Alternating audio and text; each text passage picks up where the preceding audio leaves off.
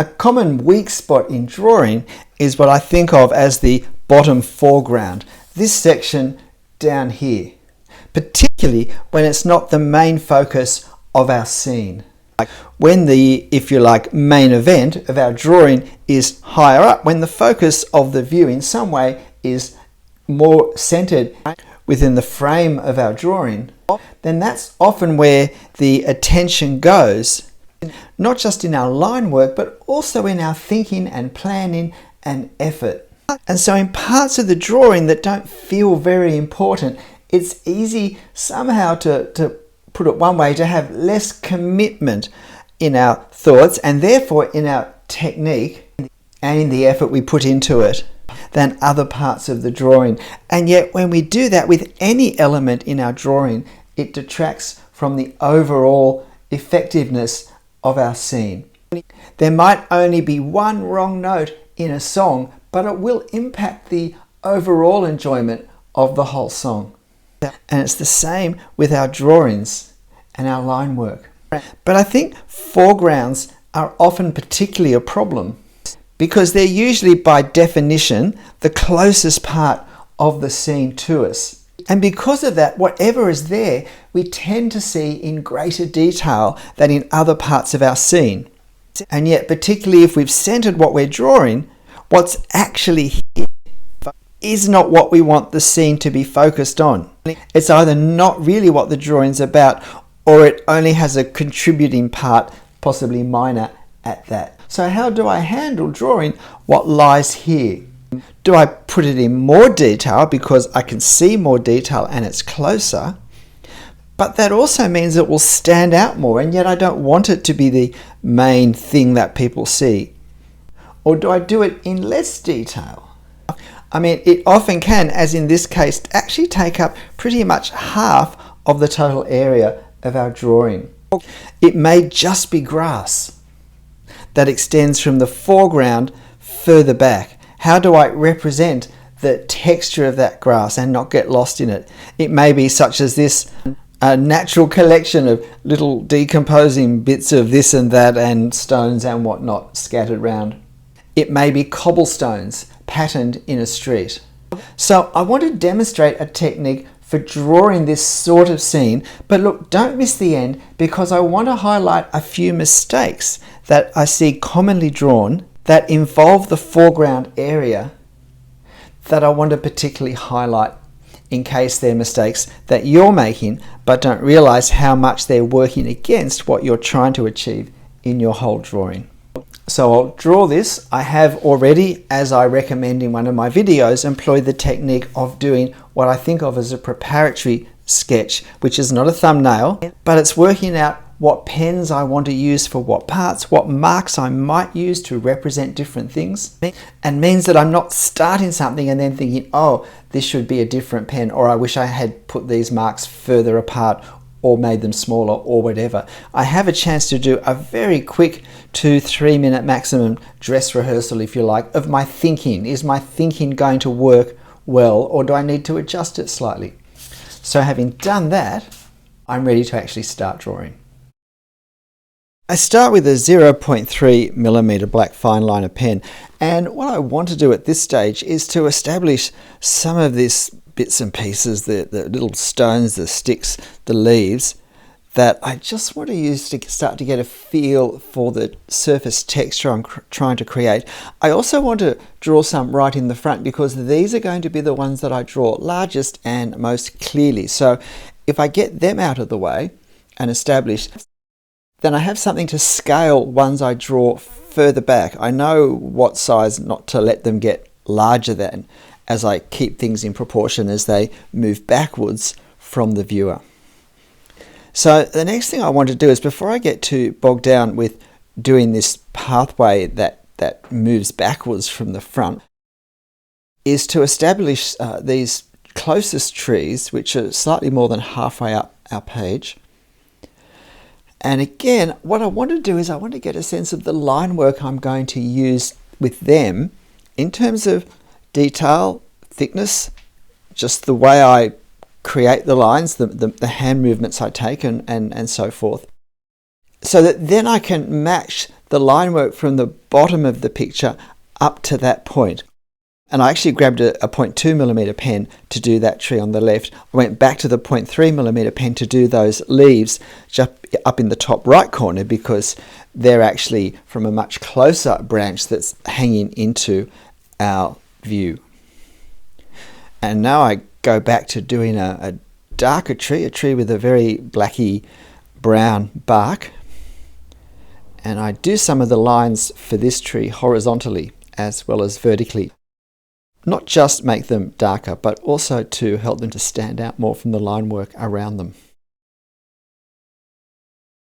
Doing scenes such as this, only with pen, only with line, is always a challenge to create the massive detail and yet to still maintain separation between things so that we can see what's what, and yet still get the sense of tangle, of thickness, of overlapping as well. So I established these trunks in this cluster of trees on the left hand side, and I'm also trying to work out some of the shadows that we have caused. So I've just switched my pen again to the 0.2, and now I start to progress some of these lines of shadows that reach across this space, reach across this pathway area. Now I've probably let those trees come in just a bit too far on the left hand side, but that's not the sort of thing that's really going to be a problem. That's one of the beauties of drawing these natural kind of scenes. There's a little more flexibility with exactly where we position most things. I'm continuing to try and work out exactly where things go, and as often happens in the Australian bush, the trees don't stand neatly apart from each other, but branches come forward, go back, weave between. Trees often grow up very close together, and so there's quite a tangle of branches that sometimes it's important to get a sense of some of them being in front of the others. We don't have to do it as in detail as is actually in the scene, but if we can position one or two branches clearly in front of others, we create the effect of this layering, this tangled layering of the trees and their branches. And I'm trying to get a feel again for exactly how I'm going to represent this shadow on the ground in line work. But I decide I also want to work at getting the very furthest part of this drawing established, because in a sense then I'll have the distance from the furthest part to the foreground. And that will help me get a measure of exactly how I want to be, if you like, grading or gradating my marks and my detail, the pens I use from one to the other.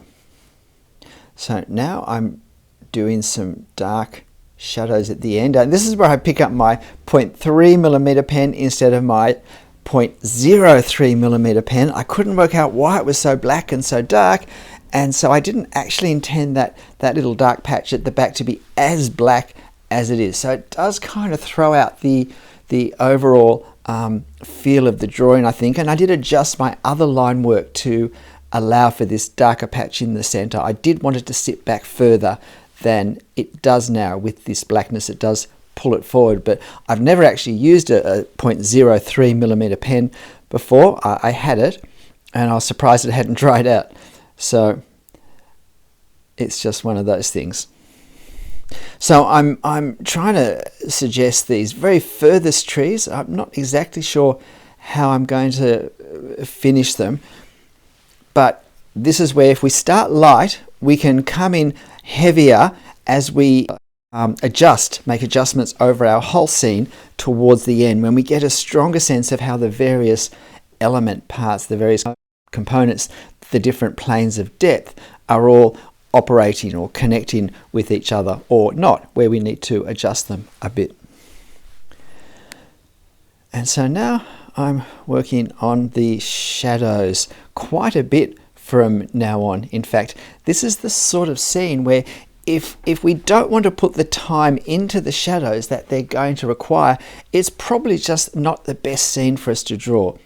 It's very easy to see the trees and to get caught up with those, but to then in some ways want to do just some very quick, rough hatching, shading technique for the shadows that we just put over the top of whatever else we've drawn.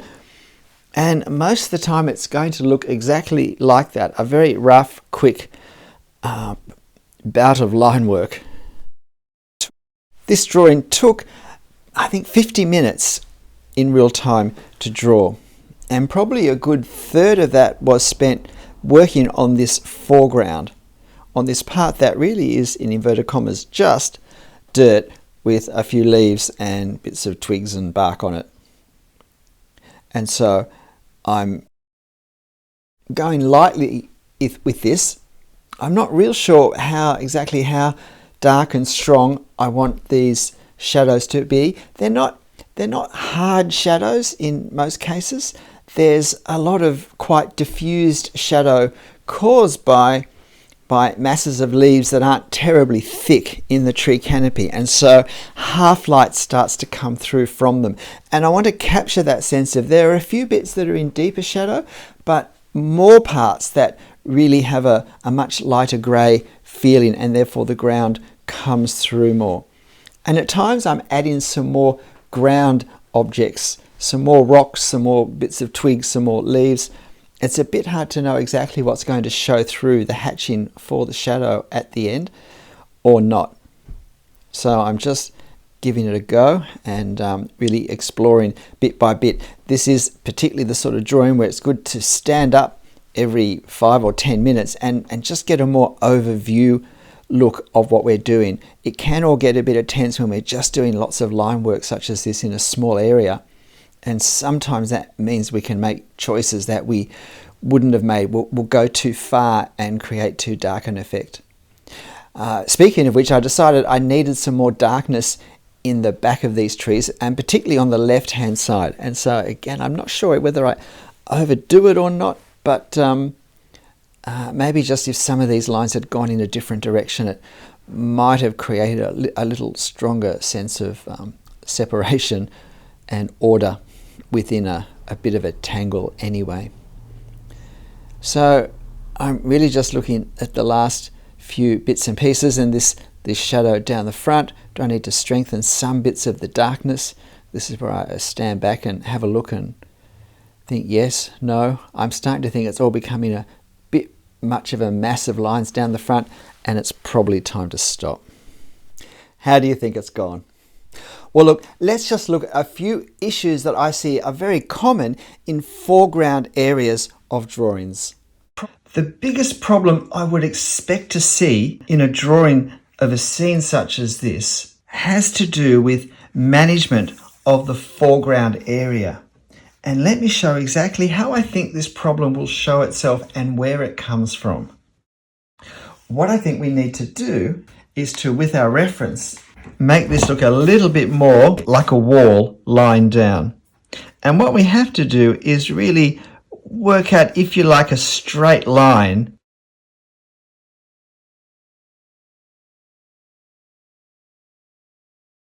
and so we see this as our wall moving backwards.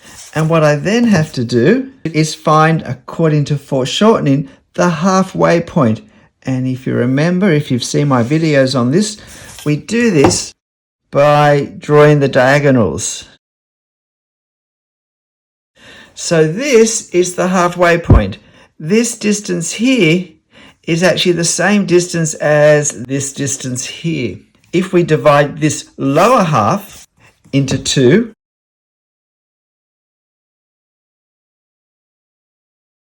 so this distance here is the same as this distance here. So let's divide this into again. So the distance between here and here is the same as this distance here. And we'll do it just one more time. And there is our halfway point. And so the distance from here to here is the same as from here to here. Look, we'll do it just one more time.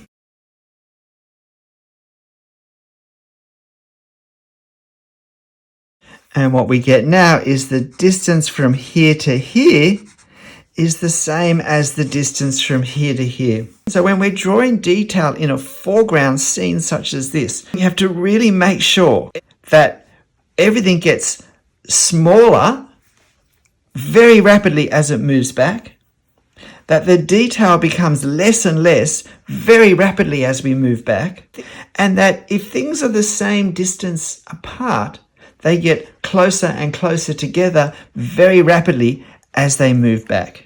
And while it may not be as super obvious as a row of windows along a wall, if we imagine this turned on its side, we have to capture this foreshortening, this severe narrowing as things move, in this case, up in our detail, in our spacing, and in the thickness of our lines. And this is the biggest problem I see in foreground areas. Let's have a look at something else. And what I often see is something such as this with foreground areas. And I'm just going to make this a path. And so we have path divisions. And then we have tufts of grass next to the path and on each side. When in reality what we should be doing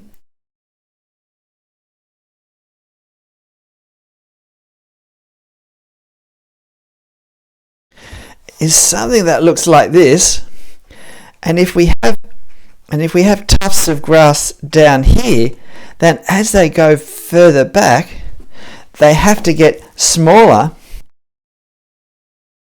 and we need to draw them with a lighter touch that may be more easily achieved by changing our pen and then being very careful to decrease our size. So if I have no path and I just have grass, what I often see is something that looks like this for the grass, when what I need to see